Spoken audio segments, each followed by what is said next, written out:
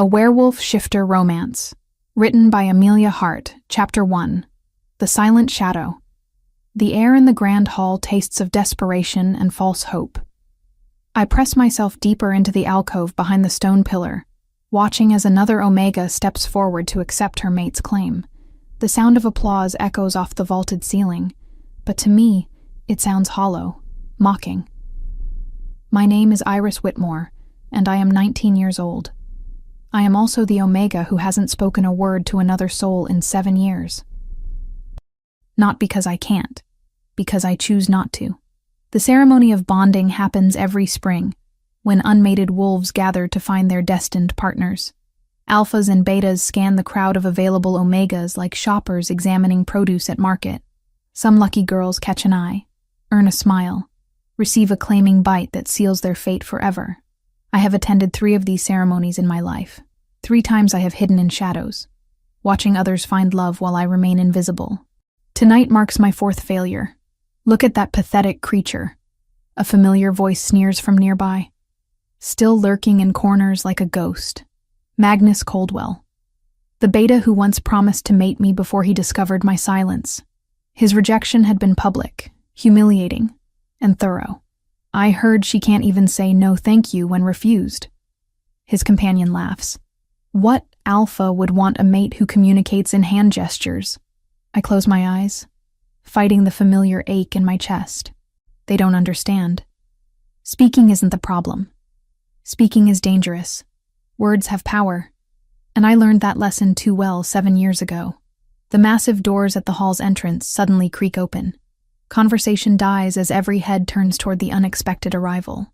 Through the doorway steps a figure I recognize from portraits but have never seen in person. King Lucian Greystone. He is 25 years old, tall and commanding with dark.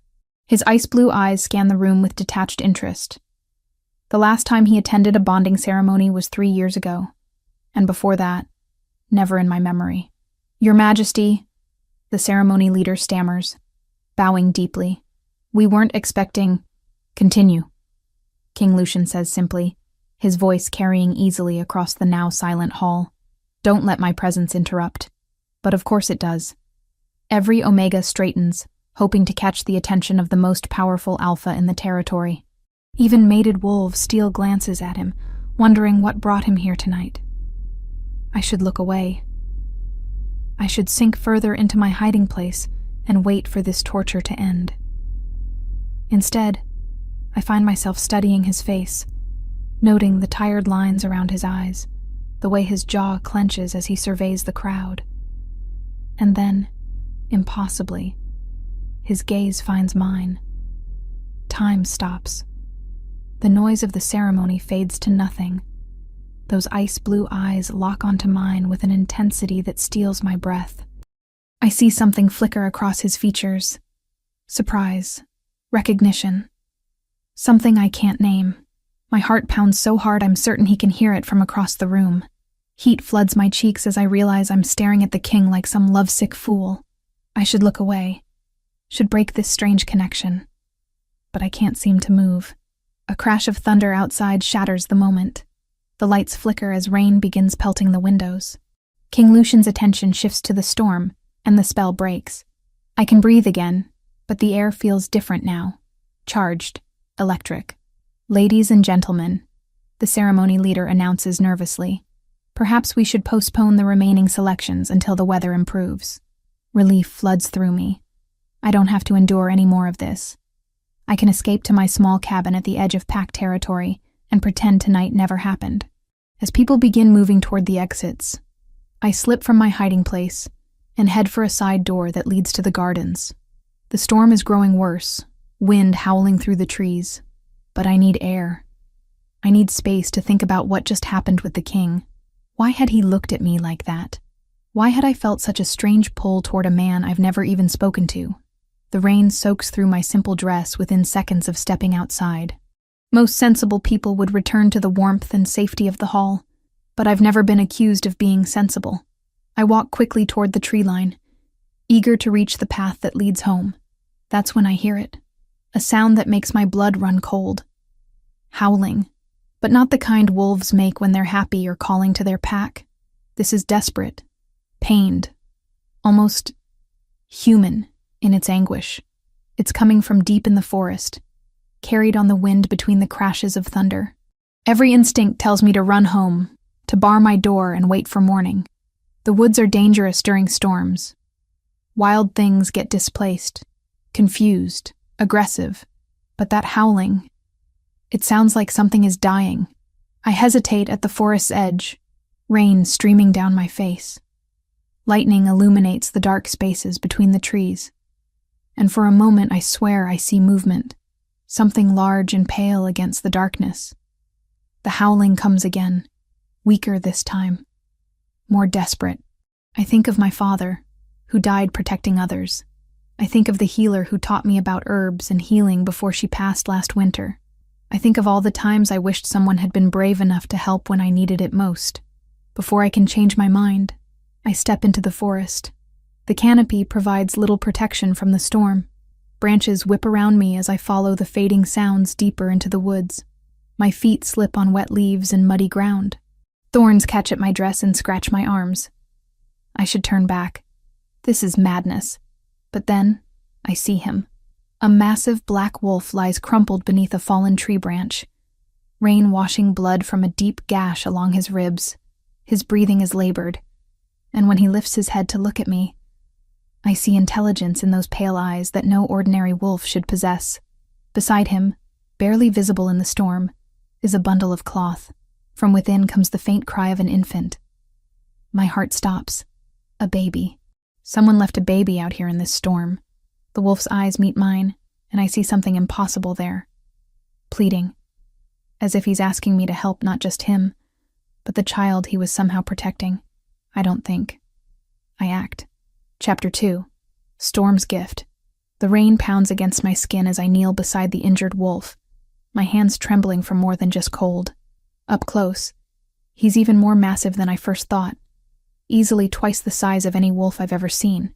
His black fur is matted with blood and rainwater, and that gash along his ribs looks deep enough to be fatal. But it's his eyes that steal my breath, pale blue, almost silver, and filled with an intelligence that makes my skin prickle with awareness. This is clearly an alpha shifter in wolf form. The bundle beside him shifts, and a tiny wail cuts through the storm. Without hesitation, I reach for the cloth-wrapped infant. The baby is surprisingly warm, protected by what looks like an expensive traveling cloak made of fine wool. He can't be more than a few months old, with dark hair and the most beautiful golden skin I've ever seen. Shh, I whisper, the first sound I've made to another living being in hours. It's going to be okay. The wolf watches me with those unsettling eyes, and when I look back at him, he gives the slightest nod. The gesture confirms what I suspected. This is no ordinary pack member. Alphas carry themselves differently, even when injured. Thunder crashes overhead, and I know I need to make a decision fast. The storm is getting worse, wind howling through the trees with increasing fury. Both the shifter and baby will die out here if I don't act. My cabin is only a quarter mile away through the trees. If I can somehow get them there, I'm going to help you, I tell the wolf, feeling less foolish now that I know he's a shifter who can understand every word. But you have to trust me. The wolf's breathing is getting more labored. Blood continues to seep from that terrible gash, mixing with the rain to form pink rivulets in the mud beneath him. He's dying, and we all know it. Yet those pale eyes remain fixed on the baby, never leaving him for more than a few seconds. I secure the infant against my chest, using my thick shawl to create a makeshift sling. The baby settles immediately, as if he recognizes safety. His tiny fingers curl around a fold of my dress, and I feel my heart clench with unexpected protectiveness. Then I turn my attention back to the wolf. Can you transform? I ask him directly. It might be easier to help you if you're in human form. The wolf tries to shift, his form beginning to shimmer, but the effort makes him collapse with a pained whine. Whatever injuries he's sustained are preventing the transformation. He's stuck in wolf form until he heals enough to change back. All right, I say gently. We do this the hard way then. Lightning illuminates our path as we begin the torturous journey back to my cabin. The wolf's claws scrape against wet rocks and fallen logs as he pulls himself along, leaving a trail of blood that the rain quickly washes away. Every few feet, he has to stop and rest, his breathing coming in harsh pants that speak of agony. That's it, I murmur, when the wolf pauses to rest against a large oak tree, his silver eyes never leaving my face. Just a little further. My cabin is just ahead through those trees. The baby remains remarkably calm throughout our trek, as if he somehow understands that his protector is nearby. I find myself wondering about their relationship. Pack bonds run deep among shifters, but this feels like something more personal. My grandmother always told me that alpha shifters are fiercely protective of their young, but also that they rarely trust outsiders with vulnerable pack members. The fact that this wolf is allowing me to help suggests either desperation or an unusual level of trust. By the time we reach my small home at the forest's edge, we're all soaked to the bone. The wolf collapses on my wooden porch, sides heaving with exhaustion. Dark blood stains the boards beneath him, and I can see his strength is nearly gone. I fumble for my key with numb fingers, then push the door open. The familiar scent of dried herbs and wood smoke welcomes me home. Come on, I urge him gently. Inside where it's warm. The wolf looks at the doorway, then at me, and I see him assessing the situation. Even injured, his alpha instincts are calculating whether this could be a trap. His nostrils flare, taking in my scent and the sense of my home, determining if I pose any threat to him or the child. You know I'm just an omega, I say quietly. I couldn't hurt you even if I wanted to, and I don't want to. Something in my voice must convince him, because he begins dragging himself across the threshold. I help as much as I can, supporting his massive head while he uses his remaining strength to pull his body inside. He probably weighs twice what I do, all muscle and bone and alpha power that takes my breath away even in his weakened state. Finally, we get him settled on the thick rug before my fireplace. I quickly build up the fire, coaxing flames from the dying embers with practiced ease. The warmth begins to fill the small space, driving back the chill of the storm that still rages outside. I examine my unexpected guests by the flickering firelight. The baby is perfect, unharmed, completely dry beneath the protective cloak. His tiny fists wave in the air as he begins to wake, making soft cooing sounds that tug at something deep in my chest. But the shifter is in terrible shape. The gash along his ribs is even worse than I thought. I can see exposed muscle, maybe even bone beneath the torn flesh. The edges of the injury are jagged, as if torn by massive claws rather than cut by a blade. What kind of creature could do this to an alpha wolf? I settle the infant in a nest of soft blankets near the fire, where he continues making those sweet baby sounds. Then I gather my supplies: clean linen cloth, my grandmother's healing salves, the herbal remedies I learned to make from the old healer woman who lived on the other side of the territory before she passed last winter. This is going to hurt, I warn the wolf as I approach with my basin of warm water. But I need to clean this injury before I can treat it properly. Those pale eyes fix on my face as I begin working, and I'm struck again by how different they are from normal wolf eyes. There's an intensity there that speaks of high rank, of someone used to command and authority. This isn't just any alpha. This is someone important. He flinches when the warm cloth touches his torn flesh, but doesn't growl or snap. Instead, he watches me work with a focus that makes heat rise in my cheeks, despite the cold night air. His fur is incredibly soft beneath my fingers, softer than it has any right to be. The texture is almost silk-like, clearly well-maintained despite his current condition. As I work to clean the gash, I notice other details that suggest high status. His size, his bearing, even the way he holds himself despite the pain. The baby begins to fuss, his soft coos turning into tiny whimpers of distress. I glance over at him, then back at the wolf, torn between my two patients. To my complete amazement, the wolf makes a sound I've never heard any shifter produce. Not quite a growl, more like a deep rumbling purr that vibrates through his massive chest. The infant immediately settles, turning his tiny head toward the sound, as if seeking its source. His little fist uncurls, and he makes a happy gurgling noise. You know him well, I realize aloud, my voice barely above a whisper. This baby. He's Pack, isn't he? Someone important to you. The wolf's eyes close briefly, and when they open again, I see something that looks remarkably like grief, mixed with fierce protectiveness. Whatever happened to them out there, it cost them dearly. I finish cleaning his injury and apply my grandmother's healing salve. The gash will need careful monitoring, but shifters heal faster than humans. If I can prevent infection and keep him stable, he should recover. There, I say softly, sitting back on my heels. That should help with the bleeding. The wolf lifts his massive head and does something that stops my heart. He presses his cold, wet nose against my hand in clear gratitude, then looks directly into my eyes with an expression so human it takes my breath away. "You're welcome," I whisper. Outside, the storm continues to rage, but inside, warmth from the fire creates a cocoon of safety around us. The baby sleeps peacefully in his nest of blankets. The wolf rests his head on his paws, but those pale eyes remain watchful, alert. I should probably be more concerned about harboring an unknown alpha shifter, but something about the situation feels right. Natural, even. For the first time since my father died, I feel like I'm exactly where I'm supposed to be. As I settle into my chair to keep watch over my patients, I find myself wondering who they are and what brought them into that storm. The expensive cloak, the wolf's obvious high rank, the way they were traveling together. Important questions for tomorrow. Tonight, I focus on keeping them both alive, and on the strange sense of completeness I feel with them here, filling the silence I've lived with for so long. Chapter 3. Awakening Words. 3 days have passed since I brought my strange guests home from the storm. 3 days of the most peculiar domestic routine I've ever experienced. The baby, I've started calling him Kai in my mind, sleeps peacefully in the wooden cradle I hastily constructed from an old drawer lined with soft blankets.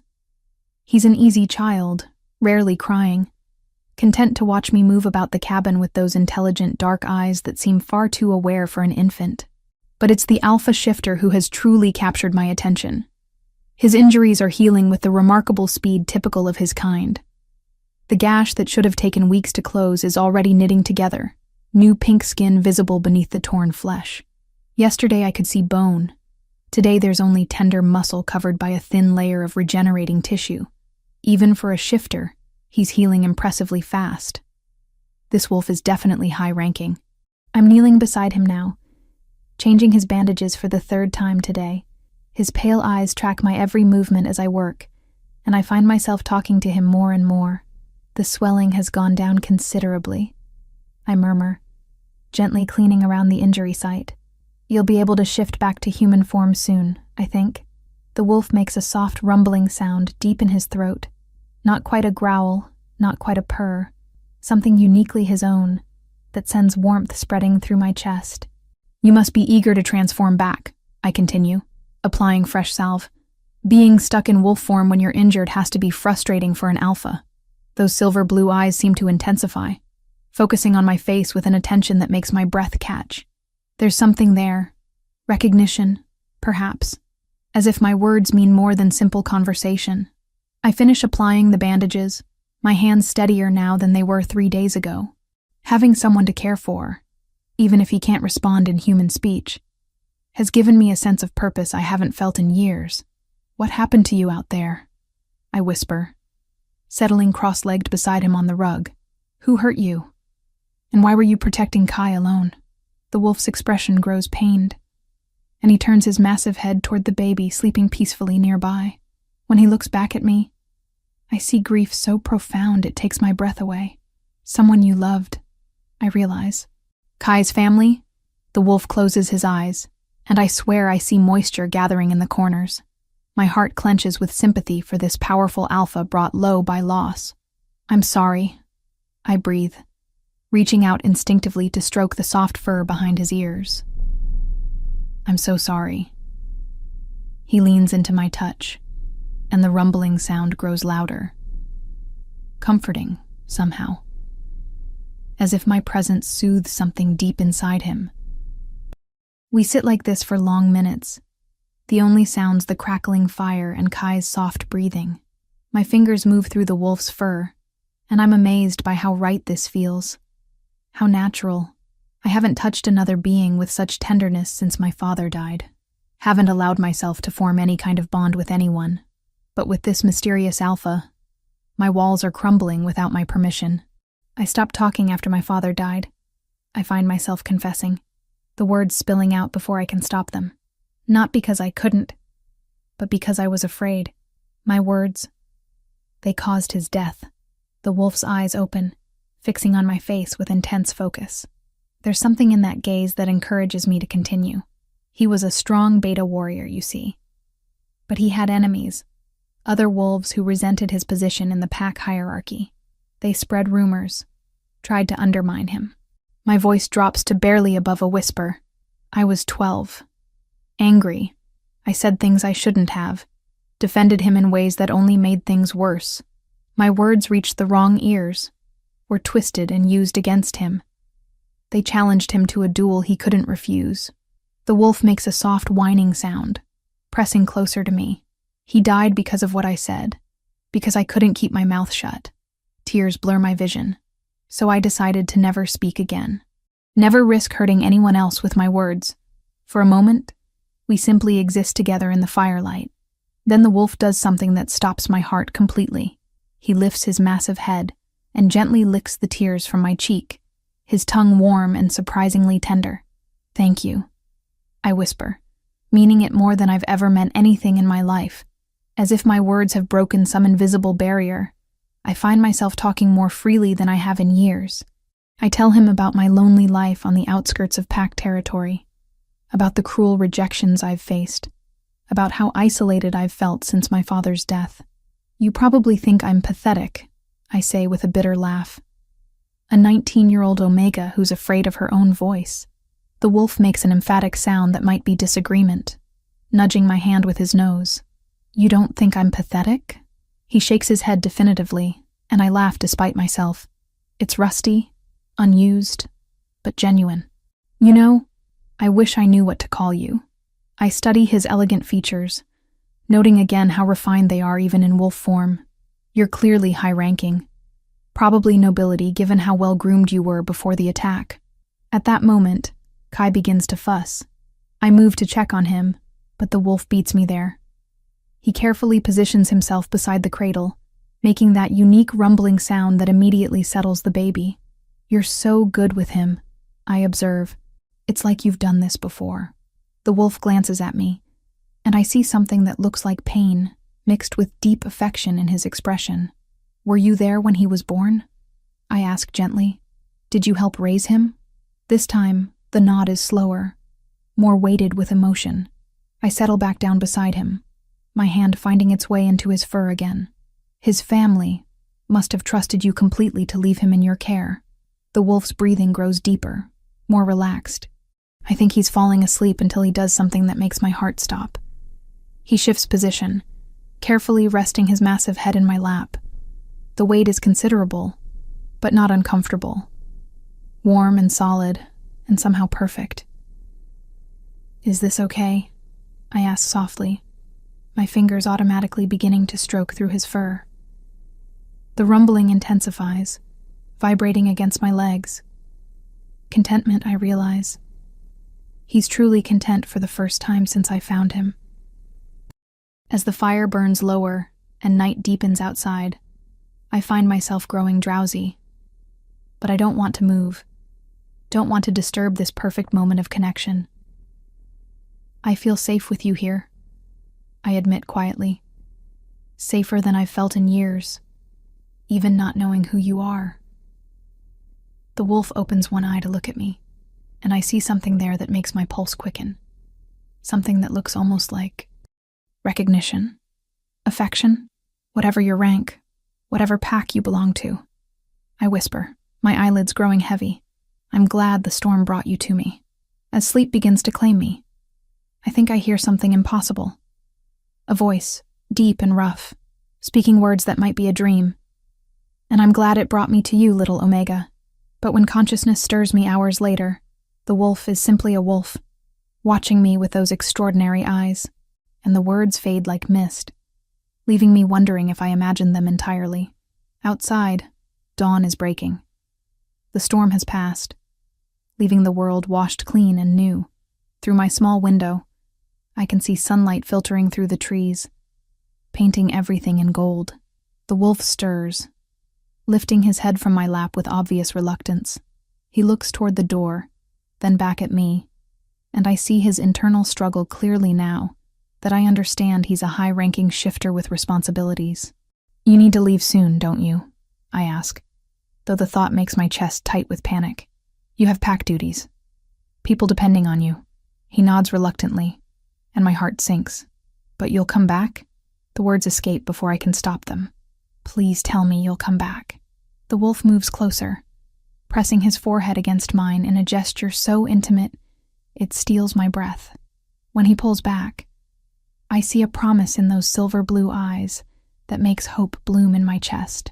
He will return. Somehow I know he will. But first, he has to leave, and I have to let him go, even though it might break my heart. Kai begins to wake, making soft baby sounds that draw both our attention. The wolf moves to him immediately, and I see the same conflict I'm feeling reflected in his posture. He doesn't want to leave the baby either. "I'll take care of him, I promise. I'll keep him safe until you come back." The wolf looks at me for a long moment, then moves to the door. I follow, my heart pounding, knowing this moment will change everything. At the threshold, he pauses and looks back at me. His form begins to shimmer, bones cracking and reshaping as he finally manages the transformation he couldn't achieve when injured.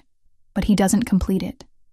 Instead, he shifts just enough to speak, his voice rough and strained from the partial change. "Thank you, Iris, for everything." Then he's wolf again, padding into the morning light on silent pause, leaving me alone with a baby and the knowledge that my quiet life has been irrevocably changed by 3 days of caring for an alpha whose true identity I'm only beginning to suspect, and whose return I'll wait for, no matter how long it takes. Chapter 4. Broken Silence. 2 days have passed since the alpha left, and I feel his absence like a physical ache in my chest. The cabin feels too quiet without his steady presence, too empty despite baby Kai's soft sounds filling the silence. I've tried to maintain our routine, feeding Kai, tending my small herb garden, preparing meals I barely taste, but my eyes constantly drift to the door, hoping to see those pale silver blue eyes watching me from the threshold. He promised he'd return. At least, I think he did. The memory of his partial transformation feels dreamlike now, too extraordinary to be real. Did I actually hear him speak my name? Or was it wishful thinking born of loneliness? I'm stirring a pot of vegetable soup when the sound of approaching horses makes me freeze. Through my small window, I see 3 riders dismounting near my garden gate. My blood turns to ice when I recognize the lead figure, Magnus Coldwell.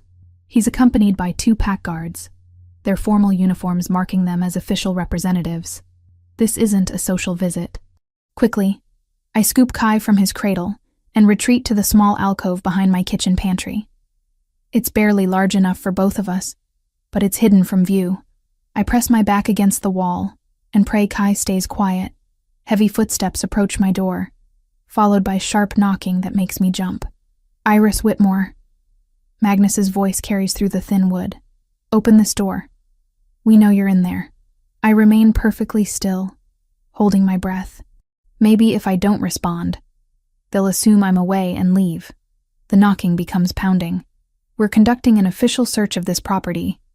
You can open the door, or we can break it down." My heart hammers against my ribs. They have no right to search my home without cause. But Magnus has never been one to follow proper protocol where I'm concerned. The door explodes inward with a crash of splintering wood. Kai startles in my arms but doesn't cry, as if he senses the danger. I press him closer to my chest and sink deeper into the shadows. "Spread out," Magnus orders. "Look for anything unusual. Signs of struggle, blood, evidence of important guests." Heavy boots stomp across my wooden floors. I hear them overturning furniture, opening cabinets, searching through my belongings with no regard for my privacy. "Sir," one of the guards calls from near the fireplace, "there's a strong scent here. Alpha scent, but not like anything from our territory." My stomach drops. Of course they can smell him. His presence had been so strong, so distinctive. I should have thought to mask it somehow. "And look at this," the second guard adds. "These bandages are stained with blood. Recent blood, and a lot of it." Interesting. Magnus's voice is closer now, and I can hear the satisfaction in it. It seems our mute little Omega has been harboring secrets. I close my eyes, knowing I can't hide forever. They'll find us eventually, and cowering in the shadows won't protect Kai. Taking a shaking breath, I step out of the alcove. Looking for something, I ask, my voice rusty from disuse but steady. All three men whirl toward me, and I have the satisfaction of seeing shock ripple across their faces. Magnus recovers first, his expression shifting to cruel triumph. Well, the silent Omega speaks. How unexpected. His eyes narrow as they take in Kai cradled against my chest. And what do we have here? A baby, I say simply, raising my chin despite my racing heart. Obviously, don't be clever with me. Magnus steps closer, and I fight the urge to retreat. Where did this child come from? And don't tell me he's yours. We both know you've never been claimed. Heat floods my cheeks at his crude words. But I hold my ground. He's an orphan. I found him abandoned in the woods during the storm. How convenient. Magnus circles me like a predator, his pale eyes calculating. And I suppose you just happened to stumble across him while taking a midnight stroll? I heard crying. Any decent person would have investigated. Any decent person would have reported finding an abandoned child to the authorities. His voice hardens. Instead, you chose to hide him away. Why is that, Iris? I have no good answer for that question. The truth, that I couldn't bear to give up the baby who connects me to the Alpha, would only invite more dangerous questions. I was going to bring him to the village. I lie. I just wanted to make sure he was healthy first. Magnus laughs, the sound harsh and mocking. Of course you were. Just like you were going to report the injured Alpha you've been harboring.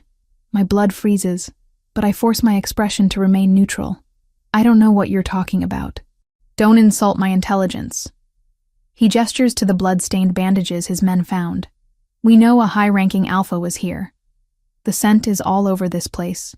Powerful, dominant, unlike any shifter in our territory. I search for a believable explanation. I treated an injured beta from a neighboring pack.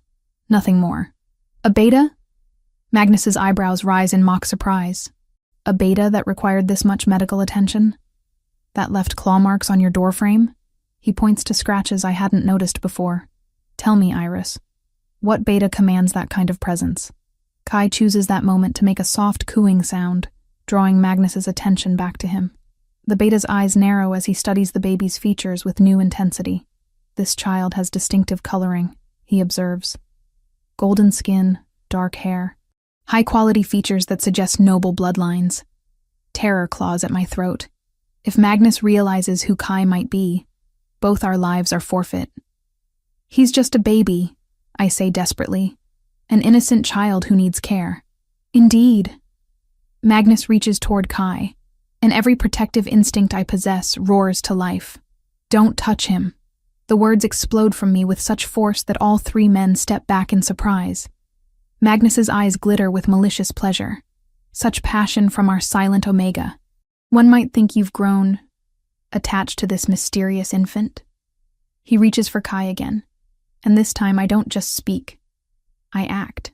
I back away quickly, clutching the baby protectively to my chest. Stay away from us.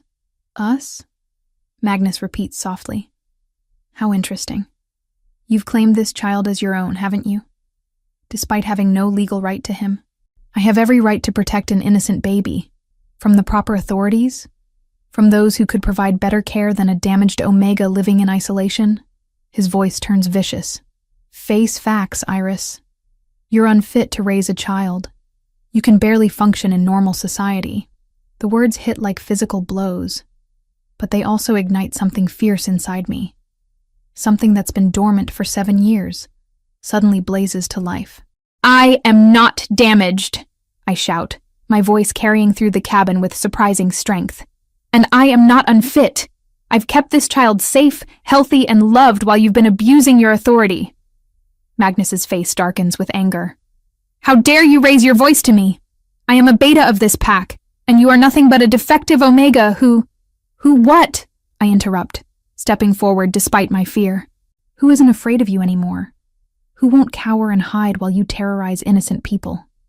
Iris, one of the guards says nervously. Perhaps we should all calm down. No, I round on him, my voice gaining power with each word. I'm tired of being calm. Tired of being silent while men like him abuse their positions to intimidate those weaker than them. The room has gone deadly quiet, except for my harsh breathing. All three men stare at me as if I've sprouted wings. Then Magnus smiles, slow and predatory. There we go, he purrs. The real Iris Whitmore finally emerges. Tell me, is this what happened 7 years ago?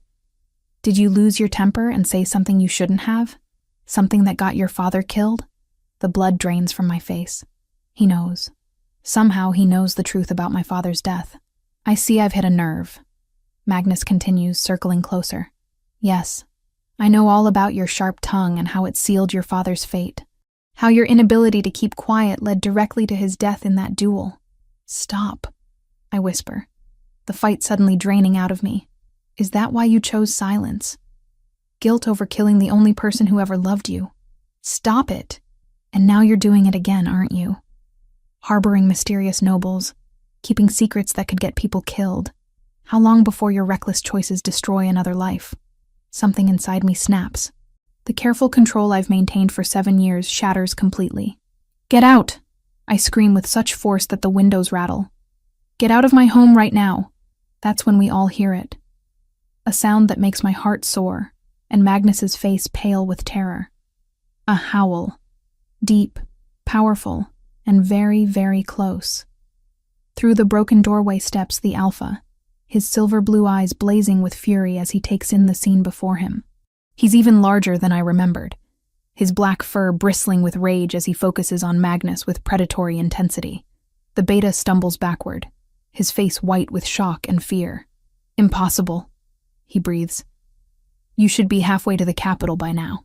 The Alpha's growl cuts him off, a sound so menacing it makes the hair on my arms stand up. But I'm not afraid. I'm relieved beyond measure. He came back, just like he promised. Iris, Magnus says urgently, never taking his eyes off the Alpha.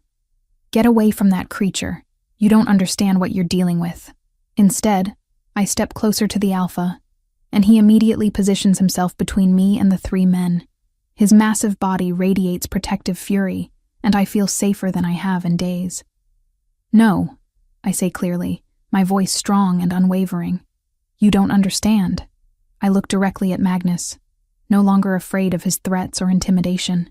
He's not just any Alpha, and I know exactly who he is. For the first time in 7 years, I speak the complete truth without fear, letting my voice carry the authority I never knew I possessed. He's under my protection. And so is the child. Chapter 5. Truth Unveiled. The standoff lasts for several heartbeats, tension crackling through the air like lightning before a storm. Magnus and his guards remain frozen near my overturned furniture, while the wolf stands protectively in front of me, his massive frame coiled with barely contained violence. Then something extraordinary happens. The wolf begins to change. His form shimmers, bones cracking and reshaping as black fur recedes to reveal golden skin. Muscles expand and shift, and within moments, a man kneels where the wolf had stood. Not just any man. King Lucian Greystone. Magnus's face goes from pale to ashen. Your Majesty, he stammers, dropping immediately to one knee. The guards follow suit, their heads bowed in submission. But I can't look away from Lucian. He's magnificent in human form, tall and powerfully built, with the same silver blue eyes that have haunted my dreams. Dark hair falls across his forehead, and when he stands, he moves with lethal grace despite his obvious exhaustion. He's also completely naked, which sends heat flooding through my cheeks. Magnus Coldwell! Lucian's voice is deep and rough, carrying the unmistakable authority of an Alpha King. Explain why you're terrorizing one of my subjects in her own home. Your Majesty, we had no idea, Magnus begins, but Lucian cuts him off with a raised hand. Answer the question. Magnus swallows hard. We were conducting a search based on reports of suspicious activity. Strange scents, evidence of dangerous predators in the area. And what did you find? Lucian's tone is deceptively calm, but I can see the fury burning in his eyes. An unmated Omega harboring an abandoned infant, Your Majesty, and signs that she'd been treating an injured animal of unusual size. I see. Lucian steps closer to me, and I resist the urge to step back. This close, I can feel the heat radiating from his skin, can smell his scent, pine and rain and something wild that makes my pulse race. And you felt this warranted breaking down her door and terrifying her? We followed proper protocol. Magnus starts. Proper protocol? Lucian's voice drops to a dangerous growl. Proper protocol involves obtaining a warrant before searching private property. It involves respectful inquiry, not intimidation and destruction. He gestures to my ruined door, the overturned furniture, the general chaos they've created in my small home. Your Majesty, one of the guards ventures nervously. We were responding to concerns about the missing... Missing what? Lucian interrupts sharply. The guard's mouth opens and closes like a fish. They were looking for the missing king. But they can't very well say that now that he's standing before them. I thought as much, Lucian says coldly. You exceeded your authority and violated pack law. I should have you all stripped of rank. Magnus's face goes even paler. Please, Your Majesty, we were only trying to... You were trying to abuse your position to harass someone who has no one to protect her, Lucian states flatly. Someone you've clearly targeted before. His gaze shifts to me, and I see something that makes my breath catch. Recognition, not just of this moment, but of me, of who I am, and what I've endured. How long has this been going on, Iris? He asks gently. The sound of my name on his lips sends shivers through me. Years, I admit quietly. Since my father died. And no one intervened? No one stood up for you? I shake my head, unable to meet his eyes. The shame of my isolation, of being so powerless, burns through me. Lucian turns back to Magnus, and the temperature in the room seems to drop 10 degrees. Get out, he says quietly. Your Majesty, perhaps we should discuss... Get out! The command reverberates through the cabin with such force that dust falls from the rafters. All of you. Now. The 3 men scramble for the door like their lives depend on it. Which, given the look on Lucian's face, they probably do. When they're gone, silence settles over us like a heavy blanket. I stand clutching Kai to my chest, suddenly aware that I'm alone with the most powerful alpha in our territory.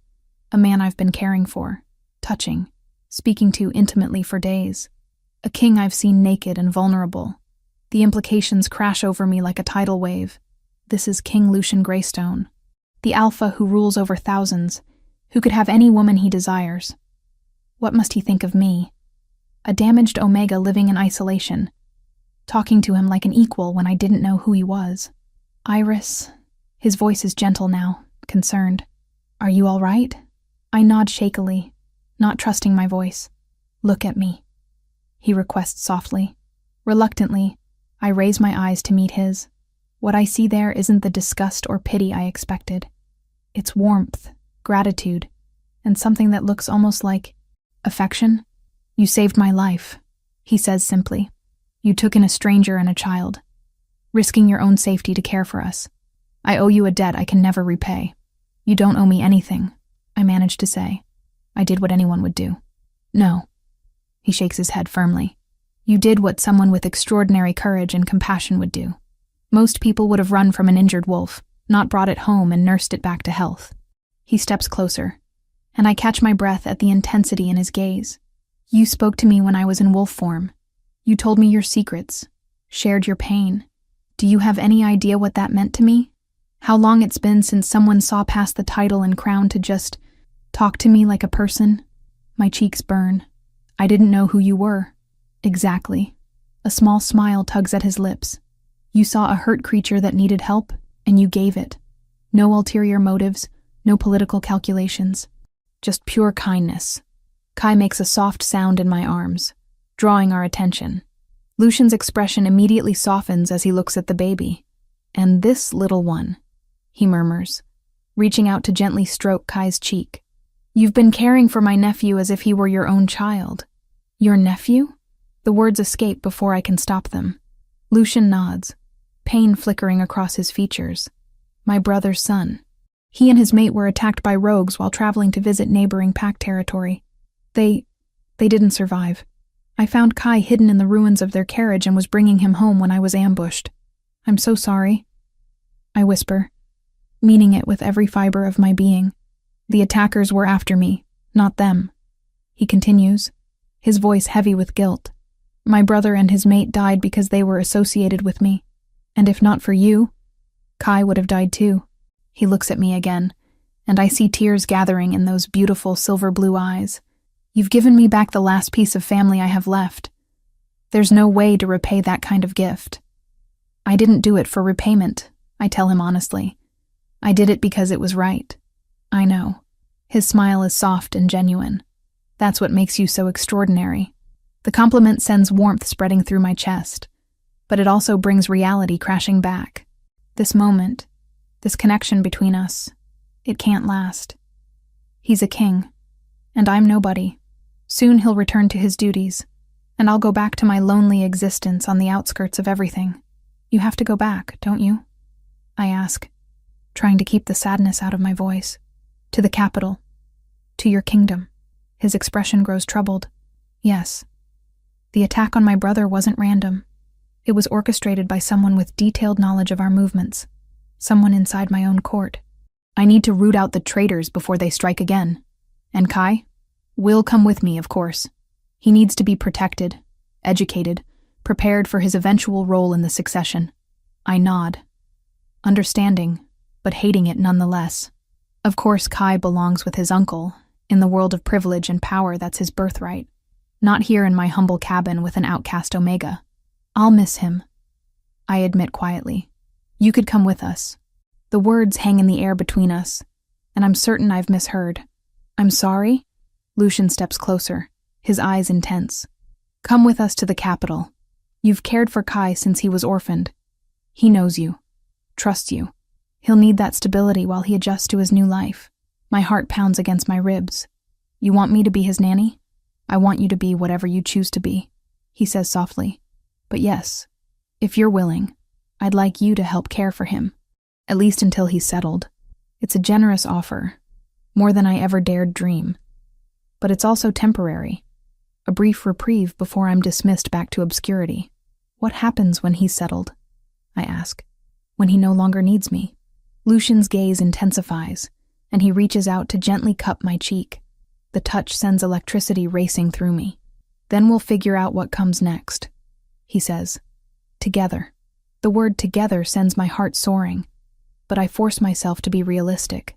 Kings don't end up with damaged Omegas, no matter how kind they might be. Still, when he asks, "Will you come with us, Iris?"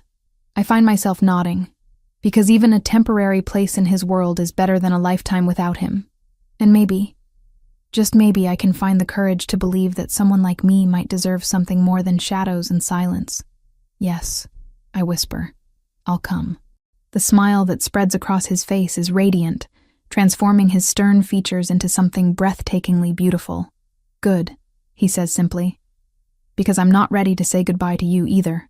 Outside, storm clouds are gathering again, but for the first time in years, I'm not afraid of what the future might bring. Chapter 6. The trap closes.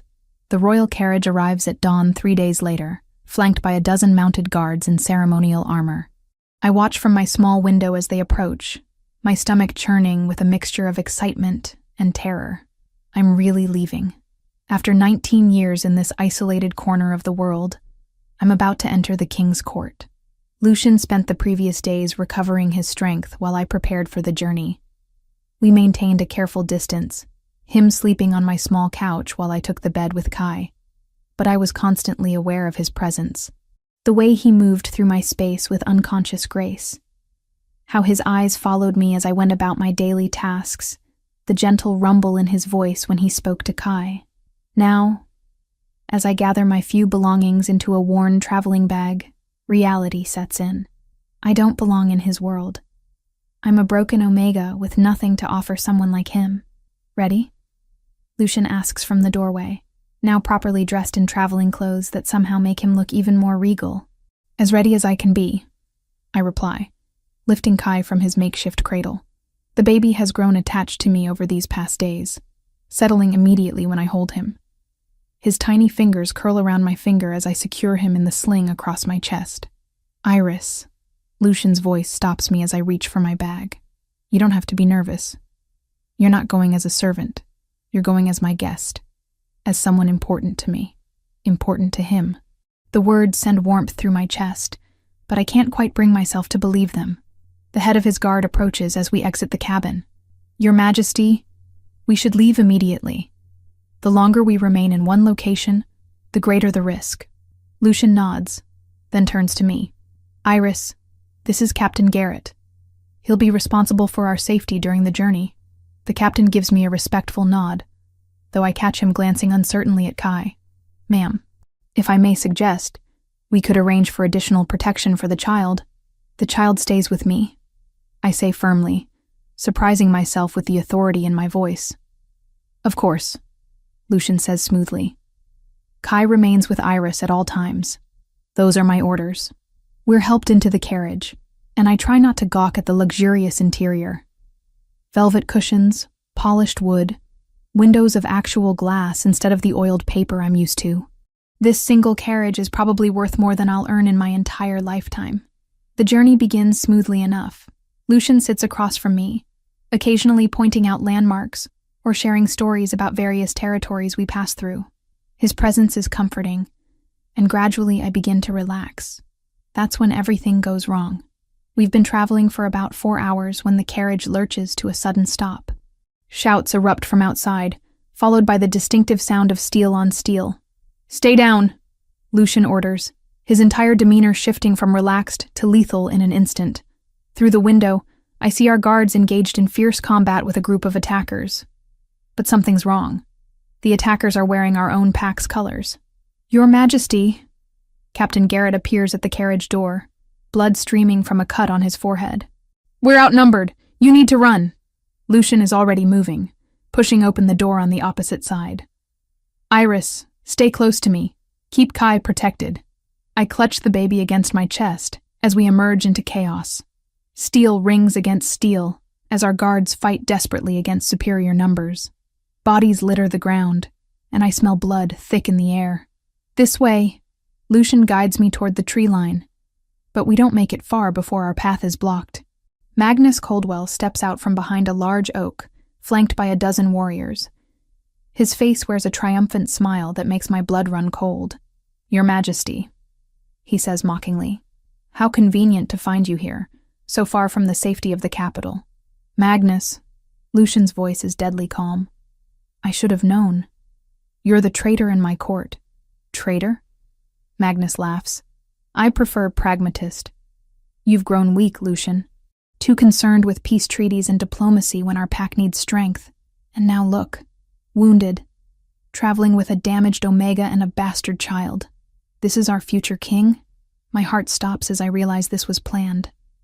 Magnus didn't just happen upon us. He orchestrated this entire ambush. The council has lost confidence in your leadership. Magnus continues. A king without an heir, without even a mate to stabilize the succession. You're a liability to the realm. And Kai? Lucian asks, though I can see him tensing for a fight. The child is a complication. Can't have inconvenient claimants muddying the waters when the council selects new leadership. Rage floods through me at his casual dismissal of Kai's life. This innocent baby, guilty of nothing but existing, is going to die because of political ambition. You won't touch him, I snarl, surprising everyone including myself. Magnus turns his cold gaze on me. Ah, the mute Omega speaks again. Don't worry. Your silence will be permanent soon enough. Can't have witnesses to royal indiscretions. That's when I realize something that chills me to the bone. This isn't just about removing Lucian from power. Magnus needs us all dead because I've seen too much. I know the king was gravely injured, that he was vulnerable. I'm living proof that their strong leader was nearly killed protecting one child. Run, Iris, Lucian says quietly, his body beginning to shimmer with the beginning of transformation. Take Kai and run. I won't leave you. I say fiercely. You have to. Kai needs you. Touching. Magnus interrupts. but no one's running anywhere. He signals to his men, who begin closing in from all sides. We're trapped, outnumbered, and completely at their mercy. That's when I make a decision that surprises everyone, including myself. Wait, I call out, stepping forward with Kai pressed against my chest. I have information you want. Magnus raises an eyebrow. Oh, I know the king's weaknesses. How long it takes him to heal from serious injuries, when he's most vulnerable during transformation. I force my voice to stay steady. Information that could be valuable to whoever takes power. Iris, no. Lucian growls, but I ignore him. In exchange for safe passage for the child, I continue, my voice growing stronger. Let me take Kai somewhere safe, and I'll tell you everything you want to know about the king's limitations. Magnus considers this, his head tilted thoughtfully. Interesting proposition. But what makes you think I need your information? I already have him exactly where I want him. Do you? I challenge. Because right now you have a human king surrounded. But what happens when he shifts? Can your men track an enraged alpha through dense forest? Do they know how to exploit his weaknesses when he's in wolf form? I see doubt flicker in Magnus's eyes. He knows I'm right. Capturing Lucian in human form is one thing, but an alpha king in battle rage is another matter entirely. I spent days caring for him in both forms. I press on. I know things about his abilities, his healing patterns, his limitations that no one else does. That knowledge could save lives when you face him in combat. The silence stretches taut as Magnus weighs my offer. Finally, he nods slowly. Very well. But the child stays as insurance. You share what you know, and if the information proves useful, maybe he lives. No, I say firmly. The child goes free first, then we negotiate. You're hardly in a position to make demands. Magnus snarls. Aren't I? I meet his gaze steadily. Kill me now, and you learn nothing. Let me go with Kai, and you lose your leverage over the king. But make this deal, and you get tactical advantages while an innocent child lives. Seems like the smart choice. Behind me, I can feel Lucian's tension, his desperate desire to act, but he's trapped just as surely as I am. Magnus studies me for a long moment, then signals to two of his men. Very well. Thomas will escort the child to a safe location while you and I have our discussion. If you try to signal for help, or mislead me. I understand, I say quickly, though my heart is breaking at the thought of being separated from Kai. As I carefully transfer the baby to one of Magnus's men, Kai begins to cry. The sound tears at my heart, but I force myself to remain strong. Take him to the village inn, I instruct the guard, my voice carrying more authority than I knew I possessed. Find a nursing mother who can care for him properly. The man nods and disappears into the trees with Kai, taking my heart with him. When they're gone, Magnus turns back to me with a predatory smile. Now then, my dear Iris, let's discuss everything you know about our king's vulnerabilities. And as Lucian watches helplessly, I begin to weave the most important performance of my life. Because Magnus is wrong about one thing. I'm not the same broken Omega I was a week ago. I found my voice, and now I'm going to use it to buy time for the man I love, even if it costs me everything. Chapter 7. The King's Wrath. The transformation takes longer when he's severely injured. I begin, weaving truth with carefully crafted lies. His healing abilities slow down the shift, making him vulnerable during the process. Magnus leans forward, his eyes glittering with interest. Around us, his men maintain their weapons trained on Lucian, who remains perfectly still but radiates barely controlled fury. Go on, Magnus urges. Silver disrupts his healing completely, I continue, remembering the wound on Lucian's ribs. Not just silver weapons, but silver dust in the air.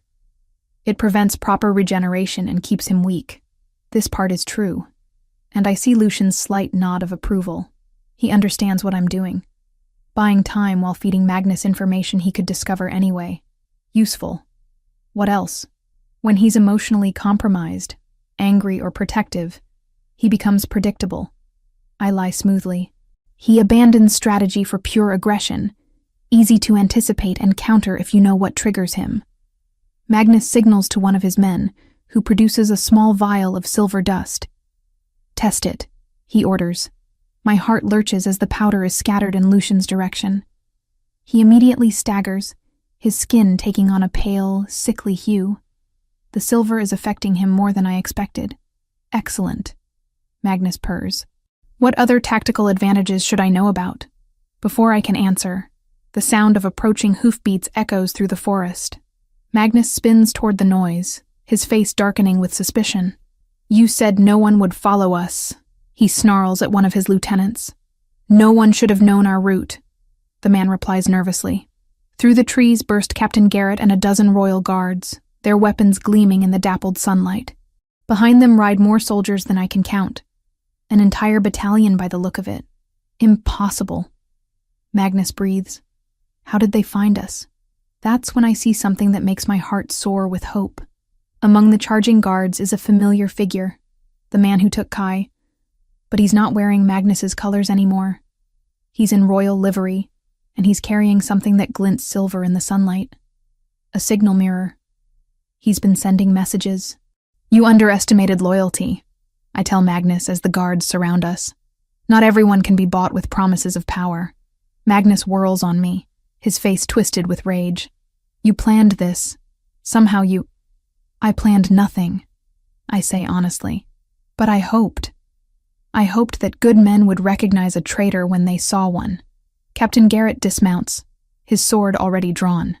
Release the king immediately, or face the consequences of high treason. You're outnumbered, Magnus snarls, but I can see desperation creeping into his eyes. Stand down, or I'll kill them both. Actually, a new voice says from the tree line, I believe you're the one who's outnumbered. Lord Commander Harrison steps into view, followed by what looks like half the royal army. His weathered face is grim as he surveys the scene. Magnus Coldwell, by order of the Royal Council, you are under arrest for high treason, conspiracy against the crown, and the murder of Prince Adrian and Princess Elena. Magnus's face goes white. You can't prove. We found your correspondence with the rebel factions, Harrison interrupts, complete with plans for the ambush that killed the king's brother. Your own handwriting, sealed with your personal mark. That's impossible, Magnus whispers. Is it? Harrison's smile is cold. Did you really think we wouldn't investigate every member of the court after the royal family was attacked? Your ambition made you careless, Magnus. The evidence trail leads directly to you. I watch as Magnus's carefully constructed plan crumbles around him. His men begin lowering their weapons, realizing they're completely surrounded with no hope of escape. You all swore loyalty to the realm, Harrison continues, addressing Magnus's followers, not to one ambitious beta's grab for power. Lay down your arms and you'll be shown mercy. Continue this treason, and you'll share his fate. Several of Magnus's men immediately drop their weapons and step away from him. Others look uncertain, torn between fear and fading loyalty. But Magnus isn't finished yet. You think this changes anything? He snarls, his composure finally cracking.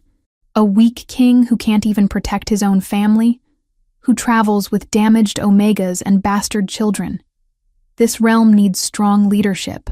The only thing this realm needs, comes a new voice, deep and commanding, is to be rid of treacherous snakes like you.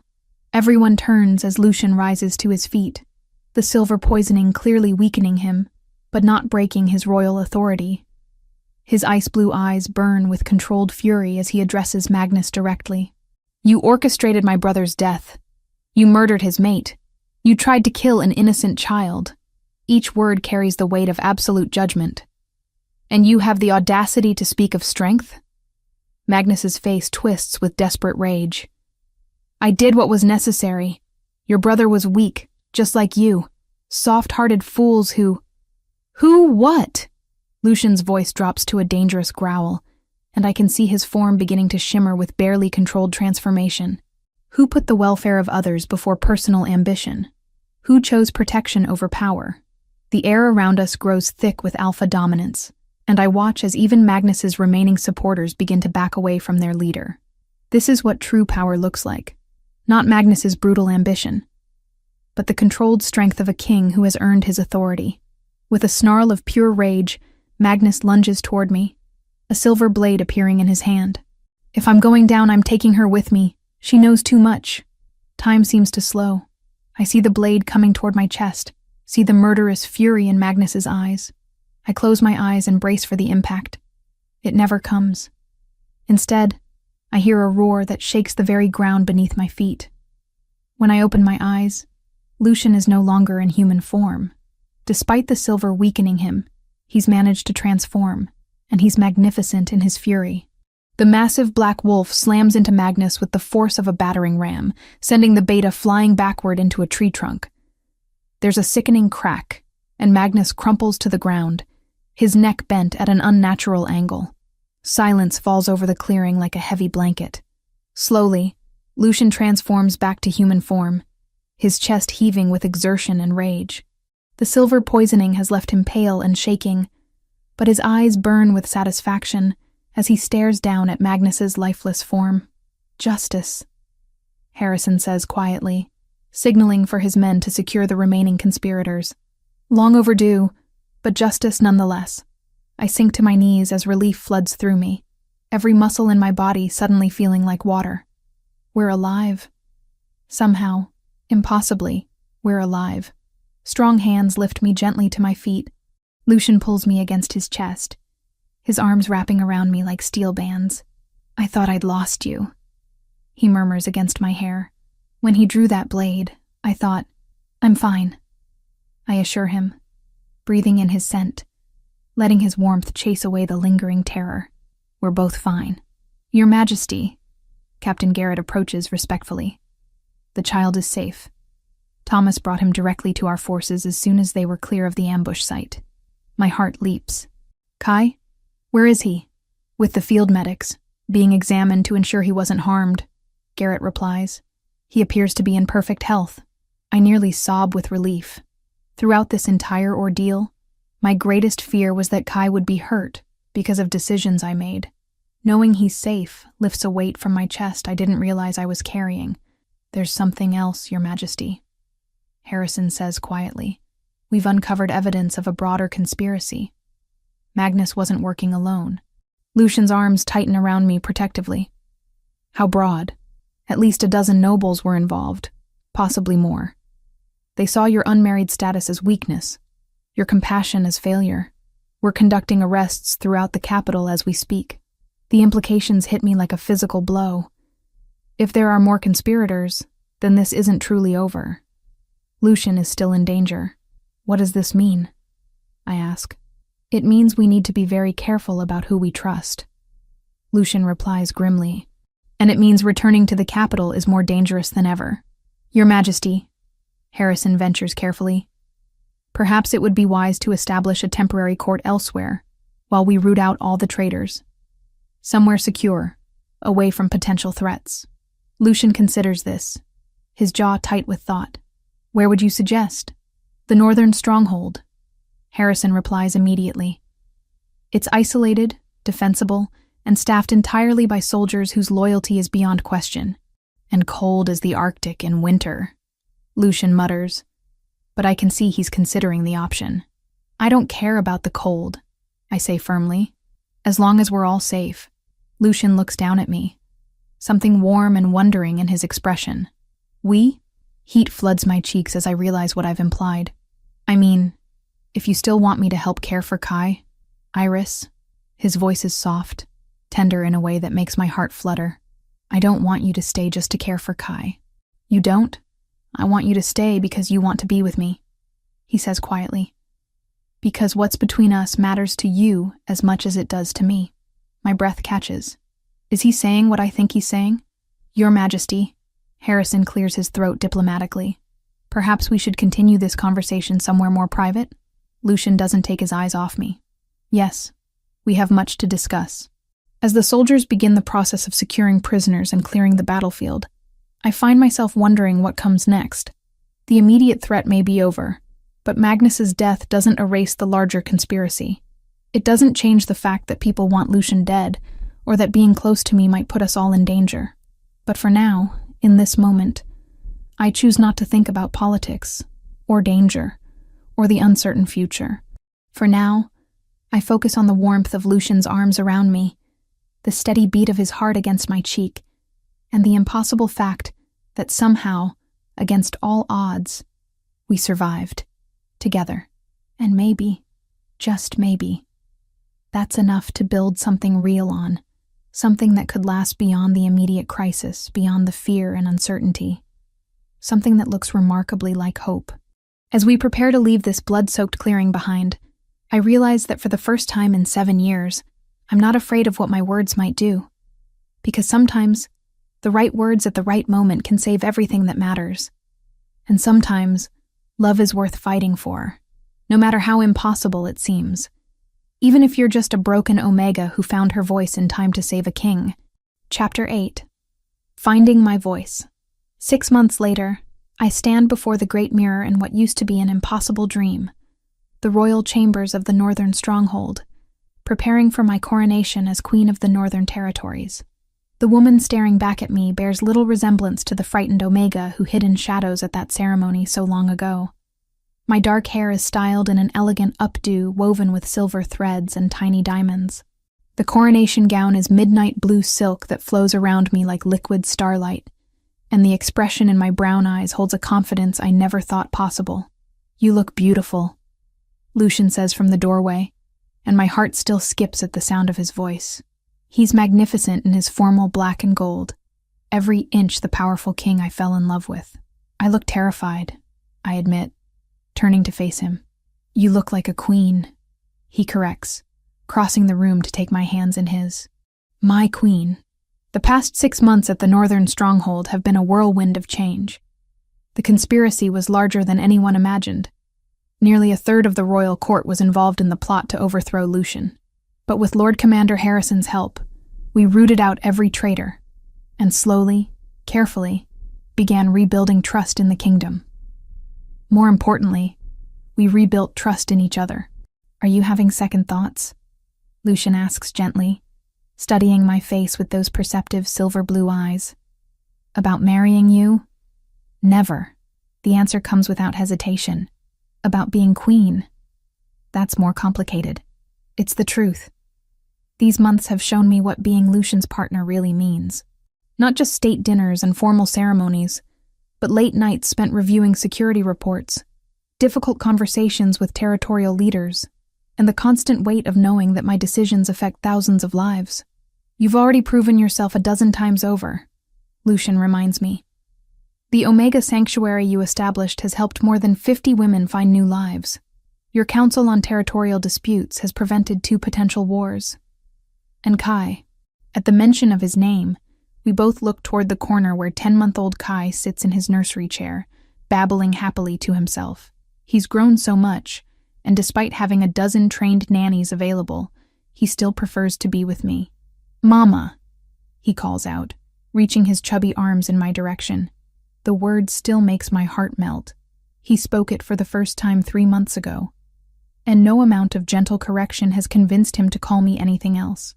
"Not that I mind. In every way that matters, I am his mother. You saved him," Lucian continues softly. "And through him, you saved me too. You gave me back my family, my purpose, my reason to be a better king. You would have been a good king regardless," I protest. "Maybe, but I wouldn't have been happy." He lifts my hand to his lips, pressing a gentle kiss to my knuckles. "You taught me that being strong doesn't mean being alone." A knock at the door interrupts us. "Your Majesties," Captain Garrett's voice carries through the wood. "It's time." My stomach lurches with nerves, but Lucian's steady presence beside me keeps me grounded. We've faced assassins and conspirators together. We can handle a coronation ceremony. The Great Hall of the Northern Stronghold has been transformed for the occasion. Hundreds of candles cast warm light over the assembled crowd. Nobles, soldiers, common folk, and representatives from allied territories. At the front, Archbishop Matthias waits with the crown that will make this official, but my eyes are drawn to a small section near the front where familiar faces beam at me with pride. The servants from my old cabin, elderly neighbors who remembered my father, even some of the Omegas from the sanctuary I established. People who knew me before I was anybody important, who cared about Iris the person rather than Iris the future queen. "Ready?" Lucian whispers as we pause at the entrance to the hall. I take a deep breath, feeling the weight of the moment settle over me like a mantle. In a few minutes, I'll no longer be just Iris Whitmore, the silent Omega who lived in isolation. I'll be Queen Iris, with all the responsibilities and expectations that title carries. Ready? I say, and surprisingly, I mean it. The ceremony itself passes in a blur of formal words and ancient rituals. I repeat vows that bind me not just to Lucian, but to his people, promising to protect and serve them with everything I have. When the crown finally settles on my head, lighter than I expected but heavy with symbolism, the crowd erupts in cheers that shake the rafters. My people. Lucian's voice carries easily over the celebration as he addresses the crowd. I present to you Queen Iris, my partner in all things, the heart of our kingdom. More cheers, and I feel tears prick my eyes at the genuine warmth in their voices. These people are accepting me not because they have to, but because they choose to. Later, after the formal reception and endless congratulations from nobility, Lucian and I finally escape to our private quarters. Kai is already asleep in his crib, one tiny fist curled around a toy wolf Lucian carved for him. "How do you feel?" Lucian asks, helping me out of the elaborate gown. "Different," I admit. "Like I've become someone I never expected to be." "You've become who you were always meant to be," he corrects gently. "You just needed the right circumstances to let her emerge."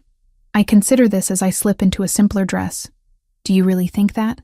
That this was somehow inevitable?" "I think you were born to be extraordinary," Lucian says seriously. "The silence, the isolation, even the trauma, it all shaped you into someone uniquely capable of understanding what it means to be powerless. That understanding makes you a better leader than someone who's never known struggle." He's right, in a way.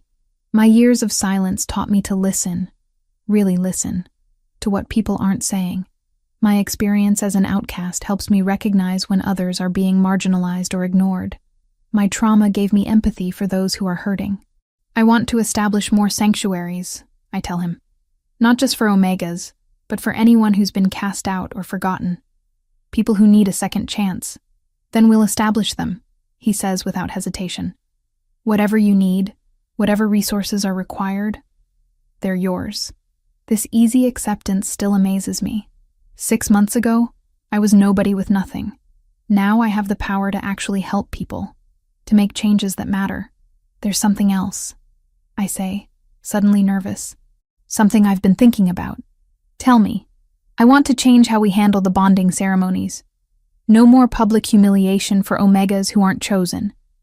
No more treating people like livestock at market." Lucian's smile is brilliant. "I was wondering when you'd bring that up. I've already drafted new protocols. Private meetings between interested parties, mutual consent required before any public announcements, support systems for those who choose to remain unmated. Did you think I hadn't noticed how much that ceremony hurt you? How many others it's probably damaged over the years?" He cups my face gently. "Your pain matters to me, Iris. All pain matters, but yours especially. The tears I've been holding back all day finally spill over, not from sadness, but from overwhelming gratitude for this man who sees me so clearly, who loves all of me, including the broken parts. I love you," I whisper against his lips as he kisses away my tears. "And I love you," he murmurs back. "My queen, my mate, my salvation. A year ago, I couldn't have imagined this life. I was the silent Omega nobody wanted, living in the shadows of other people's happiness. I thought my voice was gone forever, that I was too damaged to deserve love or purpose. But life has a way of surprising us. Sometimes the very things we think make us weak, our scars, our silence, our struggles, become the source of our greatest strength. I found my voice not through shouting or demanding attention, but through quiet acts of courage, through choosing compassion over bitterness, love over fear, hope over despair. And now I use that voice every day, to advocate for the forgotten, to speak truth to power, to whisper love to the man who saved me just as surely as I saved him." Outside our window, snow falls softly over the northern mountains, covering the world in pristine white. It's beautiful and peaceful, but I know spring will come eventually, bringing new growth and new possibilities. Just like my own life, A winter of silence followed by an unexpected spring of love, purpose, and joy. As Lucian and I settle into bed with Kai sleeping peacefully nearby, I reflect on the journey that brought us here. Every painful moment, every lonely night, every tear shed in solitude, it all led to this, to love that sees past scars to the heart beneath, to a family built not by blood but by choice, to a voice that was never truly lost, just waiting for the right moment to emerge, and to the understanding that sometimes the most powerful thing you can do is simply choose to speak up for those who cannot speak for themselves. The silent Omega is gone forever, replaced by a woman who will never be silenced again. And that woman is exactly who she was always meant to be. Thank you for listening to this story. If you enjoyed Iris and Lucian's journey from silence to love, please give this video a thumbs up and let me know in the comments what you thought of their story. Don't forget to subscribe to the channel and hit that notification bell so you never miss a new romance story. Your support means everything and helps me bring you more magical tales of love, transformation, and finding your voice. Until next time.